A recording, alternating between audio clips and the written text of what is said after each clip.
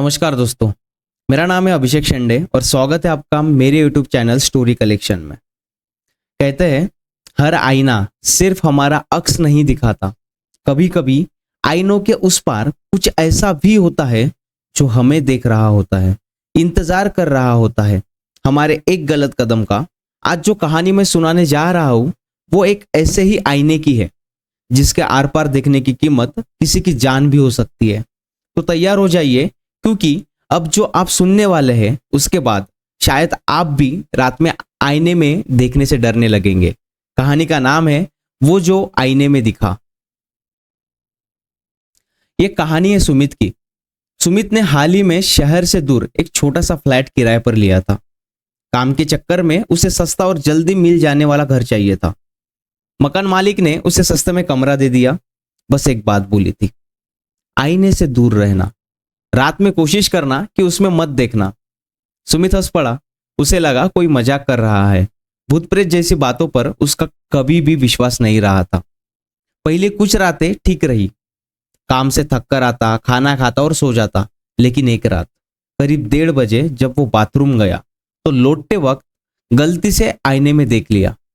आईने में उसने देखा कि उसके पीछे कोई खड़ा था, एक परछाई, काले कपड़े, बिखरे बाल और हल्की हल्की हंसी। सुमित ने पलटकर देखा, पीछे कोई नहीं था। वो समझ गया कि शायद नींद में भ्रम हो रहा है।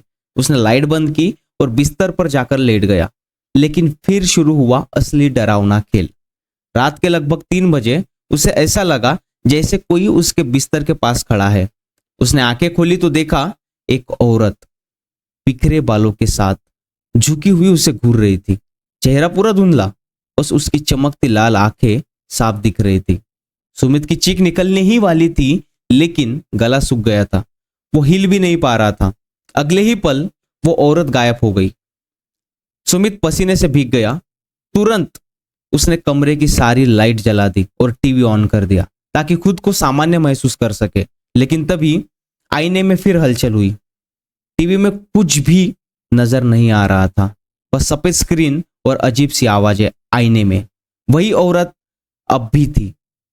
वो मुस्कुरा रही थी और धीरे धीरे आईने के अंदर से बाहर आने की कोशिश कर रही थी, जैसे उसकी उंगलियां शीशे के आर पार हो रही थी।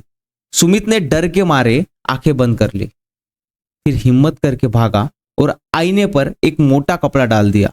कई घंटों तक वो डर के मारे एक कोने में सिमट कर बैठा रहा। सुबह हुई, रोशनी फैली तो सब सामान्य हो गया। सुमित ने फटाफट मकान मालिक को फोन किया। जब वो आया तो उसने बताया पिछले किराएदार ने इसी आईने में फांसी लगाई थी। तब से जो भी इस घर में आता है, अगर वो रात के वक्त आईने में देख लेता है तो उसकी आत्मा उसे अपने साथ ले जाने की कोशिश करती है। ये सुनकर सुमित ने उसी दिन कमरा खाली कर दिया। अब भी जब भी कहीं वो आईने के सामने खड़ा होता है तो उसे ऐसा लगता है जैसे कोई उसे घूर रहा हो आईने की दूसरी तरफ से। तो दोस्तों, आज की कहानी में बस इतना ही। मैं आपको फिर मिलूंगा किसी नई कहानी के साथ। लेकिन हाँ, वीडियो खत्म करने से पहले आपको बता दूं कि अगर आपको ये कहानी पसंद आई हो तो वीडियो को लाइक करना, कमेंट्स करना, चैनल को सब्सक्राइब करना और वीडियो पूरा देखने के लिए फिर से एक बार आपका थैंक यू सो मच। मैं बहुत ही जल्द आपको मिलूंगा नई कहानी के साथ। अगर आपके पास कोई हॉरर कहानी होंगी जो आपको लोगों को बतानी है तो आप वो कहानी आप मुझे भेज सकते हैं, ठीक है। मैं उस कहानी को बहुत ही अच्छे तरीके से नरेट करूंगा, बहुत अच्छी एंगेजिंग के साथ, बैकग्राउंड इफेक्ट के साथ, अच्छे वीडियोस के साथ। मैं उसको एडिट करके मैं लोगों तक पहुंचाने का काम करूंगा। Thank you so much guys.